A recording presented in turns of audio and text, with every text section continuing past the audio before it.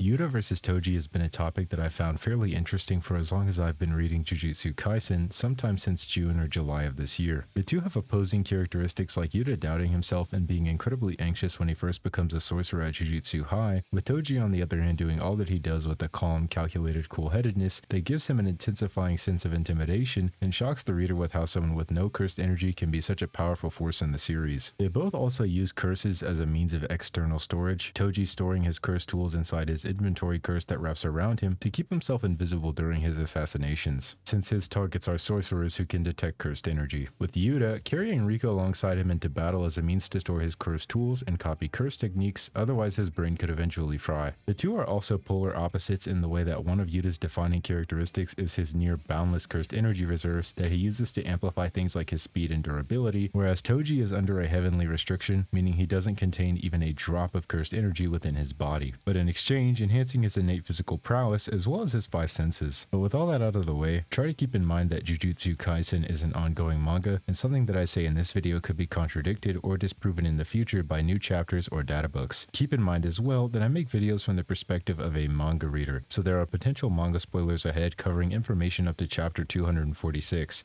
If you are not caught up, you've been warned. It seems that not only do characters within the story have high hopes for Yuta Okkotsu, as he is repeatedly described to be the next Satoru Gojo, but the Jujutsu Kaisen fanbase does as well, and it makes sense, as we watched Yuta grow from a frightened young man unsure of himself into the sorcerer he is today, despite being haunted by his deceased former lover, Rika Orimoto, who had posthumously turned into a powerful curse, setting himself for execution by the higher-ups as a result, similarly to Yuji Itadori. And like Yuji, Yuta would face these overwhelming odds stacked against him in order to overcome his self-doubt, unravel Rika's curse, and become one of the strongest sorcerers in the modern age, utilizing his copy curse technique to overwhelm his opponents with the sheer variety of abilities at his disposal for him to employ at any given moment, such as curse speech, Drew Shikigami, then icebreaker, and surely many more that may be revealed as the story continues. But it is thanks to these copied techniques, tools, as well as having Rika fight alongside him as a second combatant that Yuta is one of only 4 special grades today, a rank given only to those with the power to overthrow entire nations. Yuta was previously shown capable of trading blows with another sorcerer of this rank, that being Suguru Geto, ultimately overwhelming him in a beam struggle using the full power of awakened Rika. Yuta would also throw hands quite well against incarnated sorcerers Uro Takako and Ryu Ishigori during the Culling Games in Sendai Colony, with Rika also putting up a decent fight against them at his side. Yuta's opponent, Toji Fushiguro, also has his own abundance of impressive physical showings and statements. Some attempt to downplay Toji by insinuating that he was forced to wait until Teen Gojo was worn down before he could try to make a move on the Star Plasma vessel. But this is merely because Toji is an assassin who tries to kill as quickly and quietly as possible, with he himself outright stating that his goal was to kill Gojo in that single strike. Once Toji pulls his inverted spear and decides that he'll have a straightforward fight with Gojo, he makes both Gojo alongside Geto, who is relative to him at this point, look like a complete joke. Toji would perform worse in his rematch against Awakened Gojo, but this is because of his mindset being altered, which can affect those with a heavenly restriction, like both Maki and himself, with Toji going as far as to say he deviated from his true self, causing him to lose before the fight even began. And this becomes more evident when looking at other statements throughout the series saying no one understood Toji except for Gojo, or that Toji once fought with a strength on par with Gojo and a volume extra during Shibuya. Even outside of his impressive physical capabilities, Toji has a variety of different curse tools that prove useful in a variety of different scenarios or fights against sorcerers, such as the inverted Spear of Heaven, which completely turns curse techniques off, the Soul Split Katana that negates durability, as well as Playful Cloud, which he's shown proficiency with in his fight against Dagon. It's no secret that Toji is powerful, and he is undeniably an excellent example of what incredible heights Heavenly Restriction and its users could potentially achieve, alongside sorcerers and cursed spirits. But after giving those brief rundowns on our combatants, no more really needs to be said, and we can go on to discuss how an encounter between the two would play out based on the information we currently have. One method that some use to measure Yuta's strength in comparison to Toji are various statements that describe him as the second strongest sorcerer in the modern era, or second only to Satoru Gojo, but I like to preemptively establish that these statements are largely irrelevant to our discussion here. The most recent of these being a statement from chapter 239, where Kenjaku describes how he has been monitoring the cursed energy volume throughout Shinjuku to the point where he'd immediately know if someone were to leave the area, then singling out Yuta, saying that he is especially easy to notice. The different ways that this statement has been translated can drastically change the context and what it means for measuring Yuta's strength. Viz has translated this statement to say Okkotsu, who's number 2, is especially easy to notice. notice. TCB, on the other hand, translates it to say, which makes their number 2, Okkotsu, incredibly easy to notice. If you don't recognize the difference at first glance, TCB's inclusion of the phrase their or their number 2 indicates that Kenjaku is asserting that Yuta is number 2, specifically among the sorcerers opposing him or those affiliated with Jujutsu High. Whereas Viz neutrally states that Yuta is number 2 in terms of cursed energy volume in Shinjuku as a whole, and not just those affiliated with Jujutsu High. Viz's translation makes sense when you consider that Yuta has more cursed energy than Gojo, yet self-admittedly has 2 times less cursed energy than Sukuna, 2 people who are in fact present in Shinjuku at the time this statement is made, with Sukuna in this translation being number 1 and Yuta being number 2. The pattern continues even further on this page from chapter 222, Viz saying that the heavy hitters of Jujutsu High's fighting force, including Yuta, whereas TCB translates it to say that Yuta leads this fighting force. TCB similarly translated another statement to be more so in Yuta's favor, being this page in chapter 173 that Viz translates to say that Yuta is second only to Satoru Gojo in unusual abilities, and TCB then proceeding to crank the Yuta hype all the way up to 11 to say that in the modern era he is second only to Satoru Gojo,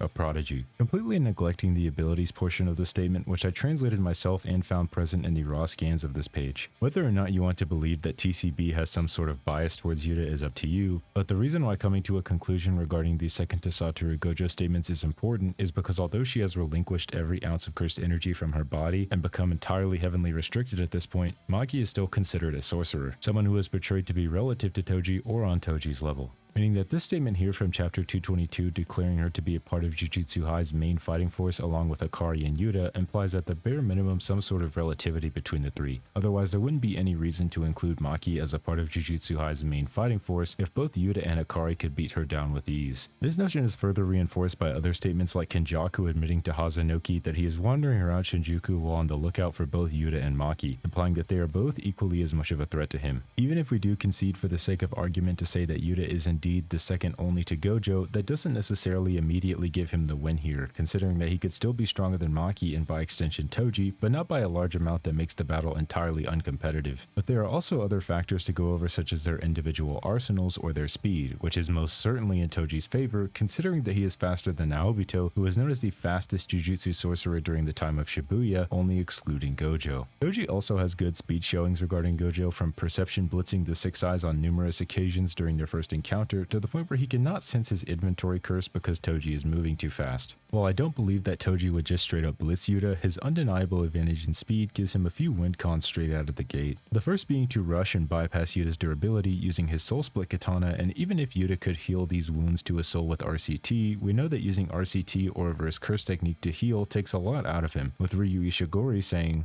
quote, "His reverse curse technique is a problem, but it consumes a lot of cursed energy. He used it every time Kurorushi, Uro, and I used our big moves, and I think you're finally bottoming out. Okkotsu." Yuta then inadvertently confirms this notion from Ryu by then admitting he is forced to summon Rika to restore his cursed energy reserves, alongside getting access to his copied curse technique and curse tools. Rika is powerful, more than likely more powerful than Yuta is himself, but she does come with a 5-minute time limit and could also be subject to battlefield removal should Toji decide to use the inverted Spear of Heaven to turn her off. She is stated to be Yuta's curse technique in chapter 178 of the manga, but this is actually a mistranslation from Viz, with this panel specifically stating instead that she is the external storage for his curse technique and cursed energy. But the fanbook also says that she is indeed his curse technique, still meaning that if Toji stabs Yuta with the inverted Spear of Heaven, he'll then lose access to his external cursed energy supply and his copied curse techniques, left restricted to his base form, in which case a couple more hits from the soul split katana should be more than enough to get the job done. If for some reason Rika manages to stay in the fight for a bit, there's nothing to suggest she would be any faster than Yuta is himself, on top of the fact that as someone who is heavenly restricted, Toji has an inherent resistance to curses that makes it difficult to say she could have any significant impact on the fight to turn the tides in Yuta's favor, even if Toji doesn't immediately turn her off with the inverted spear. Toji is also perceived as an inanimate object or building due to his heavenly restriction, meaning that things like curse speech, which is stated to be useless against inanimate objects, or other techniques won't really help Yuta here and could potentially end up working against Yuta in the long run if he uses them. For example, if Yuta decides to open his domain once he realizes that he is having trouble hitting Toji due to the gap in speed, the barrier will not catch or recognize Toji. Then immediately following, Yuta's techniques and potentially his cursed energy reserves as well will become unstable and borderline unusable, further crippling him in this fight where he already can't use most of his abilities. If we do say that Yuta is physically stronger than Toji, one could try to argue that both he and Rika, who is potentially stronger than himself, could work in tandem to try to overwhelm Toji, but this is assuming Yuta ever gets to bring her forth, as Toji would more than likely immediately use the inverted spear when he knows he's dealing with a sorcerers that he assassinates for a living. I'm also attempting to be somewhat conservative regarding just how much faster Toji should be than Yuta as well, considering that Toji's movements will already be difficult for Yuta to read since they don't have a cursed energy flow behind them to track, and Toji should presumably have access to the same precognition that Maki has in her fight against cursed Naoya.